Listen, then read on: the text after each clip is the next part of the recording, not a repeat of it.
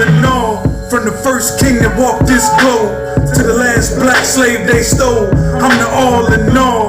Every living thing you see, all of those things exist in me. I'm the all in all. Supreme team, dominant gene, God in the physical.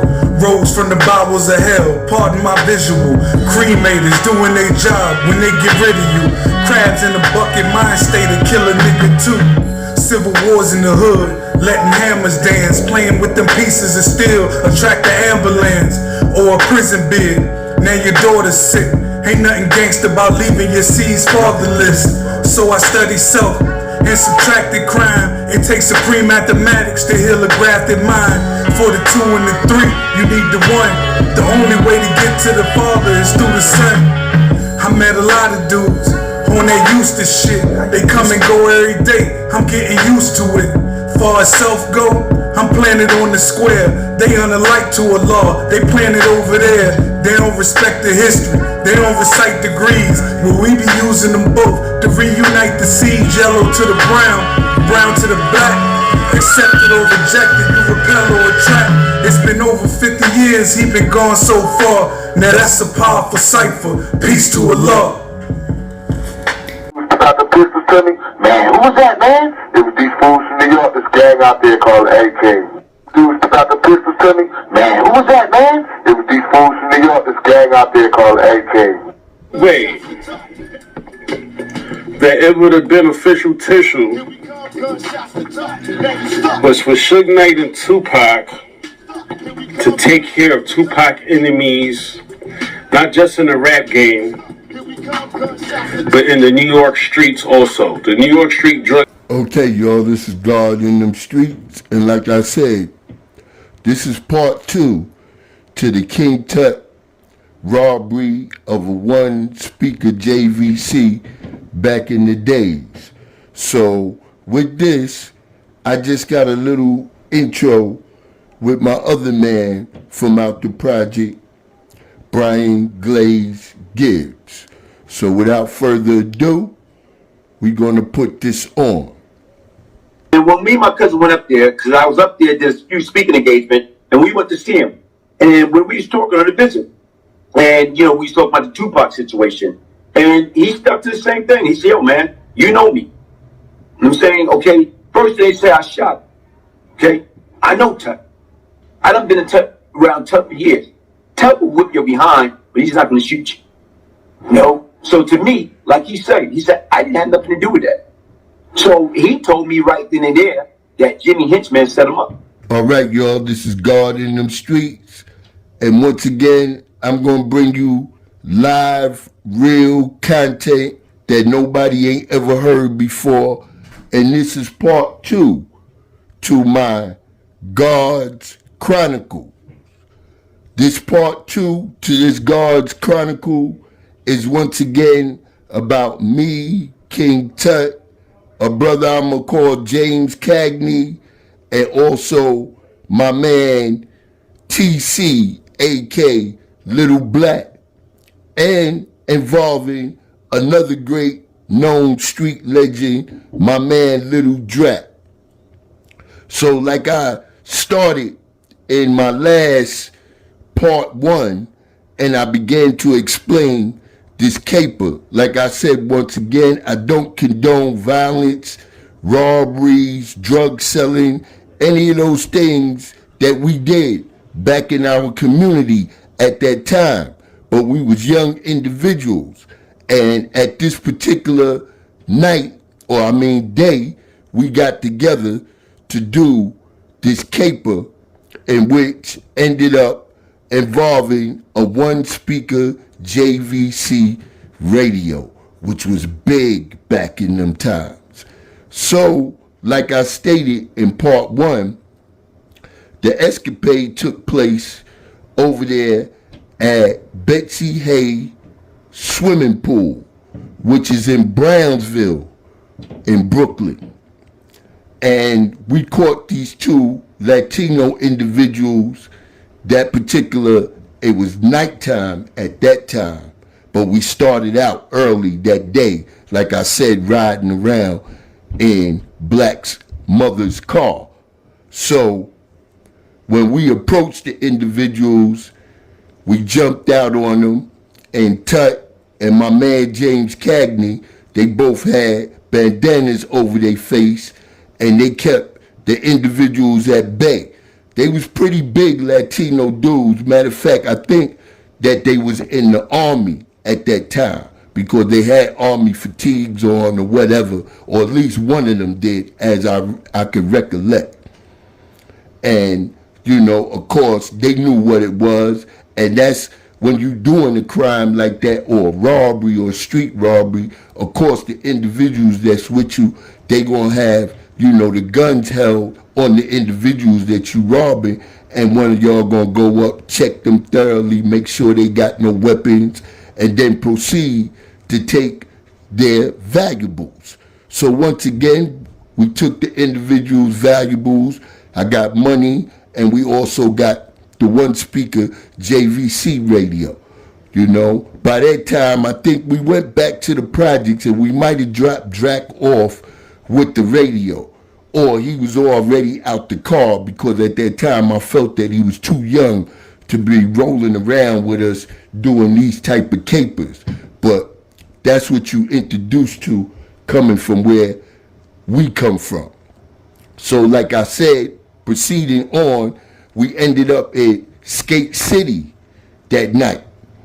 And like I said, in the earlier one, part one, which more clarity comes when we rolled up, you know, I stayed back because a lot of those individuals I didn't like back then, because people got to understand, you know, we're not a gang, but at that time, especially in Medina, as we call it, Brooklyn, we was, you know, the biggest group of individuals that there was.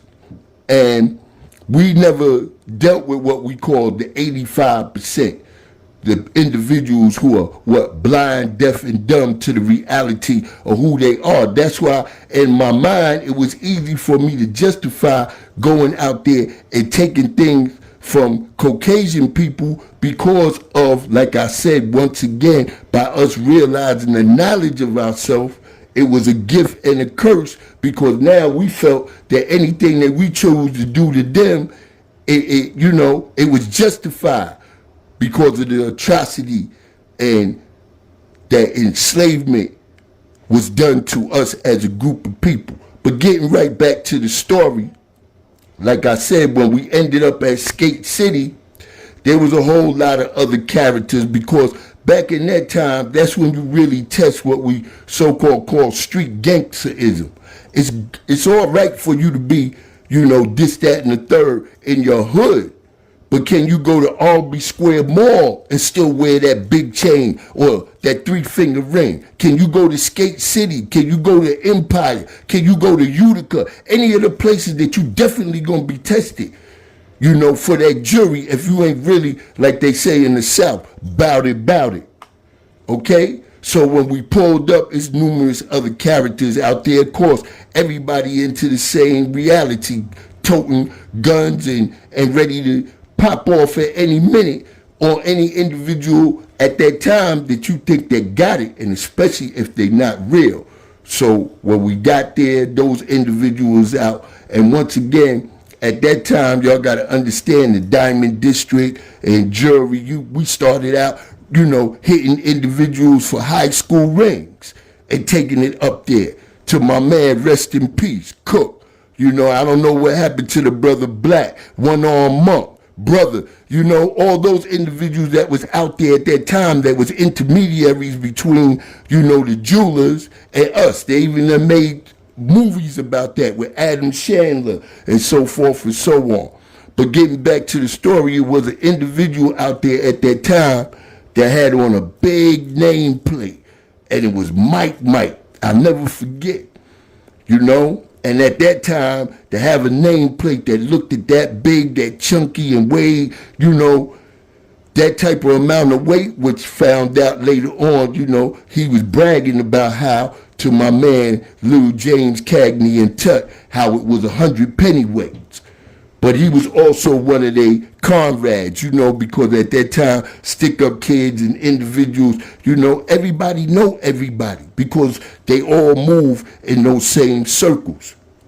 So what happened out of that was we seen another individual and we was on him, but he realized that we was on him and he either backtracked on us and jumped into a taxi cab, or however it went, we couldn't get to him because he realized something wasn't right and he jumped into a cab and we just let the cab go.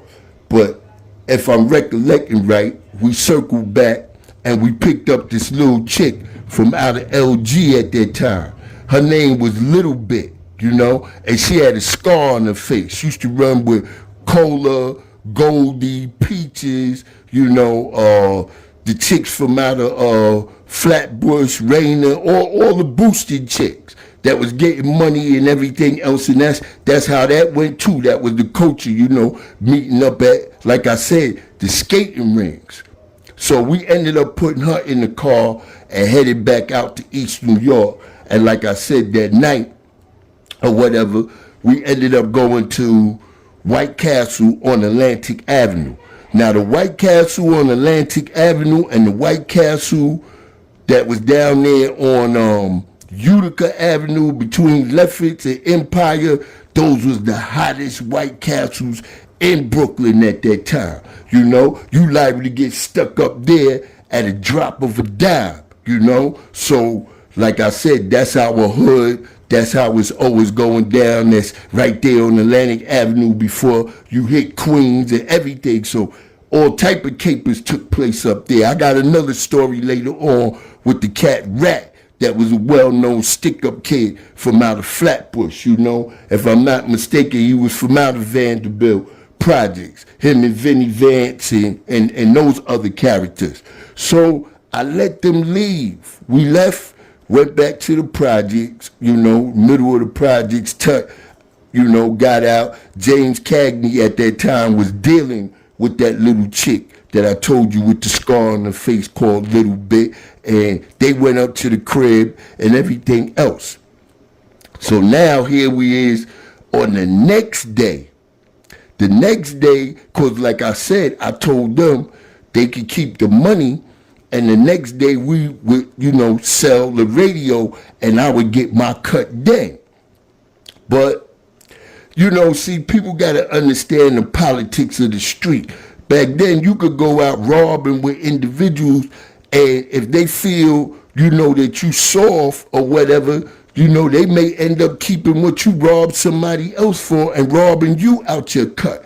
Or like it was back in the days when individuals were snatching pocketbooks. If you was with my man Dollar Bill, which is, like I said, Cook's younger brother, the first Dollar Bill, them type of cats you had to watch out for. Because they might end up getting in the hallway before you with the pocketbook, and now, it might have been $200 in there, but by the time you get there, they only say, oh man, it was only $50 in there, and you get the $50, cut, and they breaking off, and the next day, you know what I'm saying, they going to shopping down on Delancey Street or whatever. So what ended up happening, and like I said, the moral to this story is to let you know that you can go through beef with individuals and what you grow up with, and y'all can end up turning around and becoming best, friends once again. So what happened was that, they ended up, I'm going, back and forth to Drac, to Tut, looking for Rick, and they giving me the runaround with the radio. So finally we meets up, we crosses the street on my side, which, keep it real, a lot of individuals didn't like coming on that 345, 335, 305, and 315, which is classified as the A-team side. And we went across the street to Tony's spot. And while we was over there with the radio, another older cat from the back of the project named Limp wanted to buy the radio. So at that time, we was asking, he said, what y'all want for the radio? So they was hesitating, like they didn't want to say. I said, give us $1.50. Limp was willing to spend the money for the radio, but for some reason, James Cagney really didn't want to sell the radio. So I felt kind of offended.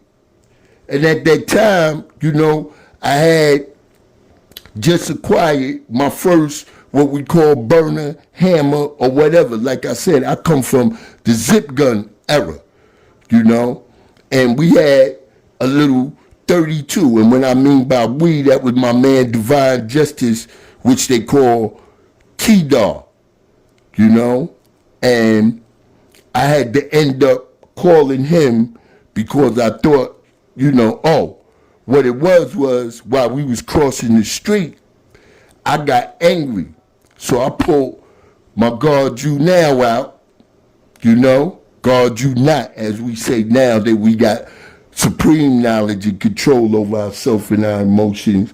And James Cagney like, yo, man, what's up with you, Shabu? You violating. I'm like, yo, I'm feeling a little ways about this, like individuals is trying to play me. And it was the nah, whatever, you know, but it turned into something else. And at this present moment right now, I'm not going to go any further with this story. I'm going to leave this for part 3.